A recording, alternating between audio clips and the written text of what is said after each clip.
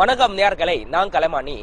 இப்போது நாங்கள் பெய்ஜிங் யுஎன்டன் பூங்காவில் இருக்கிறோம். மலார விழாவை முன்னிட்டு இங்கே பல நடவடிக்கைகள் மேற்கொள்ளப்படுகின்றன. மலார விழா சீனா ஹான் இனத்தின் பாரம்பரிய விழாவாகும். அந்நாளில் மக்கள் புறநகர பகுதிகளுக்கு சென்று மலர்களை ரசியார்.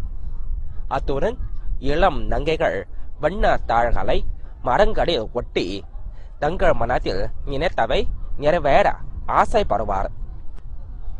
இன்று பெய்ஜிங் ஹான் இன ஆடை நிகழ்ச்சி குழுவை சேர்ந்த 23 உறுப்பினர்கள் யுஎன்டன் பூங்காவுக்கு சென்று மனத்தில் நினைந்தது நிறைவேற மரங்களில் மலர்களை ஒட்டுவது, மலர் கடவுளை வழிபடுவது, மலர் கேக் விநியோகிப்பது, வசந்த தேநீரை குடிப்பது ஆகிய நடவடிக்கைகளை மேற்கொண்டுள்ளனர்.